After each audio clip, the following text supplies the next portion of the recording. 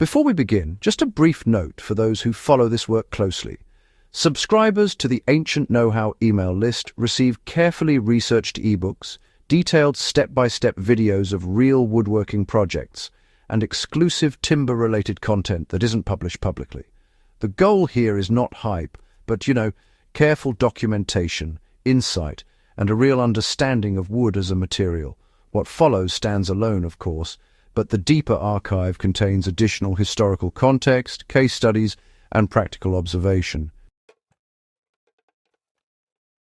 The longevity of a beam begins long before it is installed. Few things reveal the mastery of Viking builders like the beams that survive in their structures today.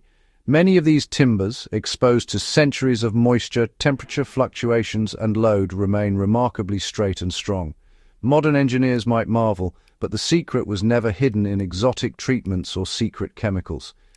It was a rule, simple in concept, but rigorous in application, orient, support, and position timber in a way that aligns with its natural properties.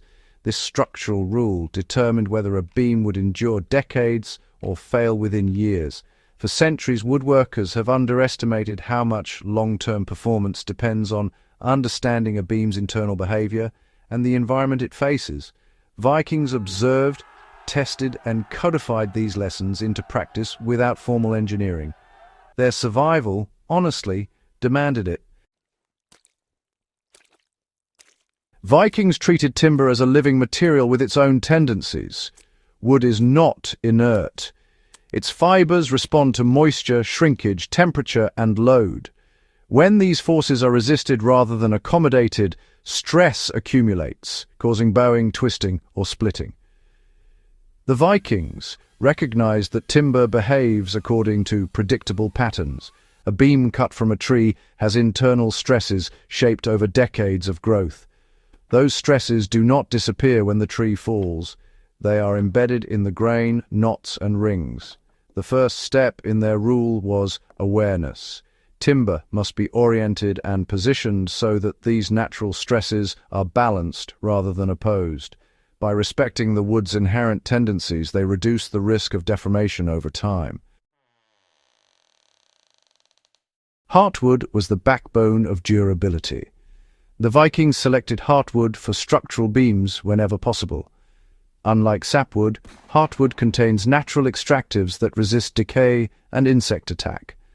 Dense, slow-grown oak and pine were preferred, especially for load-bearing applications. But selection alone was not enough. Orientation mattered. Beams were placed so that the heartwood supported compression and the sapwood faced tension. This subtle alignment allowed the timber to carry weight efficiently while minimizing internal strain. Modern mills, focused on standardized dimensions, often ignore the directional properties of the heartwood and sapwood. Vikings, by contrast, worked with these distinctions consciously. Timing was critical. Timber felled during dormant seasons contained less sap, reducing internal moisture and the risk of decay. Beams cut in winter dried more evenly and predictably, shrinking uniformly over time. The Vikings stored and seasoned timber carefully, stacking beams with supports to prevent warping. They avoided rapid drying, which could create internal tension. By the time these beams were installed in buildings or ships, most of their movement had already occurred, allowing structures to remain stable for decades. Even the best timber can fail if improperly placed. The Viking structural rule emphasized positioning beams in ways that allowed them to carry loads naturally. Beams were supported at multiple points, minimizing the span of unsupported wood. Roof beams were often slightly arched to distribute weight evenly, and floor joists were aligned to allow slight expansion and contraction without stressing joints. This attention to support also included ventilation. Moisture management was integral. Beams were elevated from damp floors, and spaces beneath roofs or floors allowed air to circulate, reducing the risk of rot. The Vikings did not rely on chemical preservatives. They managed environmental exposure through design. The Vikings used joinery that allowed movement rather than forcing timber into rigid positions. Mortise and tenon joints, pegged connections, and overlapping planks created structures that could accommodate expansion and contraction.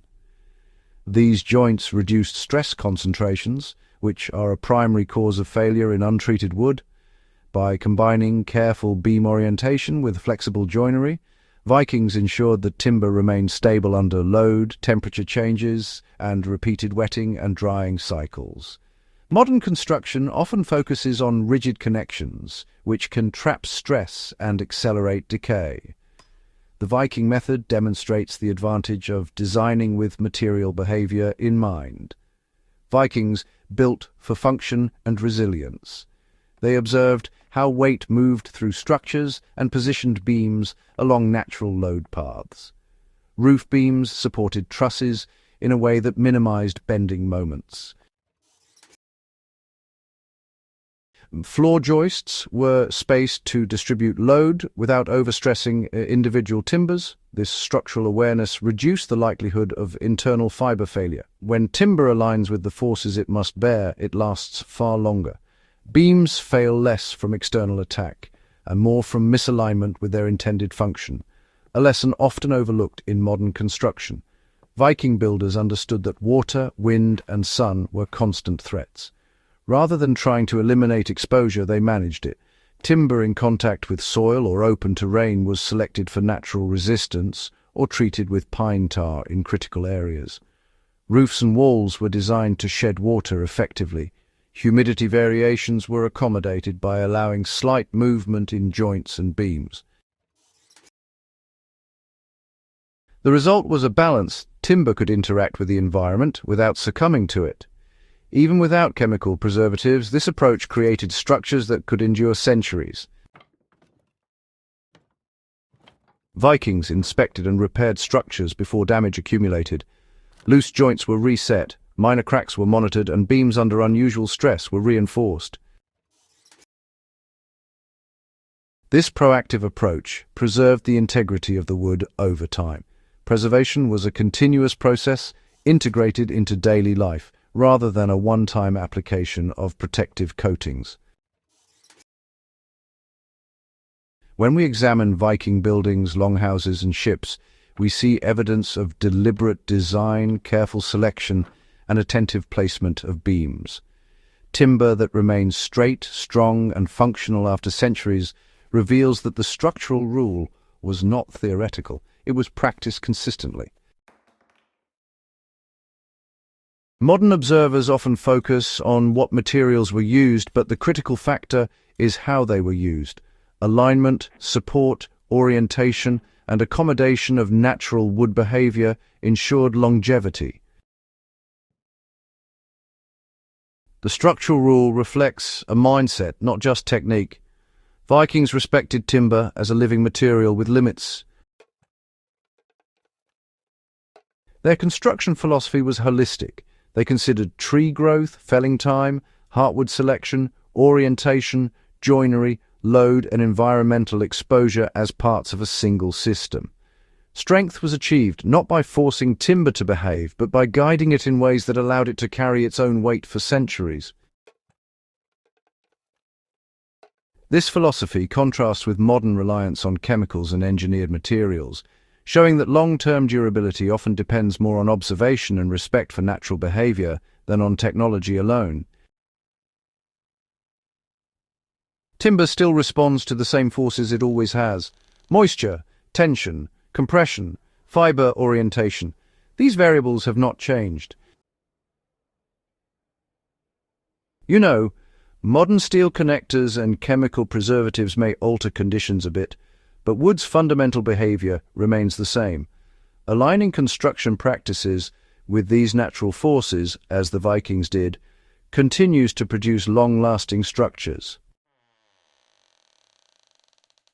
The lesson is, pretty clear. Understanding timber's behavior before installation prevents failure decades later. The structural rule is timeless because it works with material realities rather than against them. Durability, honestly, begins in planning, not in treatment. Surviving Viking beams remind us that longevity comes from foresight, observation, and methodical preparation. From tree selection to placement, every stage of the timber's journey influenced its performance. Modern builders and restoration experts can, really learn from this approach by incorporating careful selection, proper orientation, and support strategies into their work. Even with modern tools and materials, the principles remain relevant. Respect the wood, understand its behavior, and design for movement and load.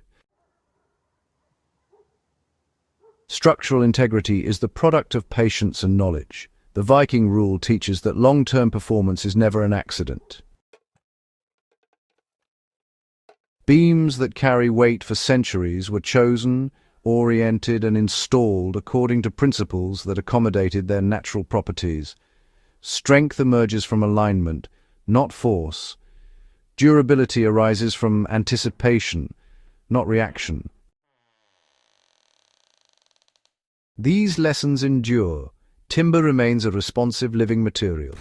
Builders who honor its tendencies gain longevity without relying solely on chemical intervention or engineered substitutes. Respecting timber's natural behavior ensures resilience for the future. For anyone studying historic wood construction, shipbuilding, or long-term structural design, the Viking structural rule offers a model. Alignment, selection, environmental awareness, and patience remain as relevant now as they were 1,000 years ago. If this kind of in-depth, historically grounded understanding of timber matters to you, consider subscribing to the Ancient Know-How email list. There, extended research, detailed documentation, and careful analysis of traditional timber practices are preserved slowly, deliberately, and with the attention these subjects deserve.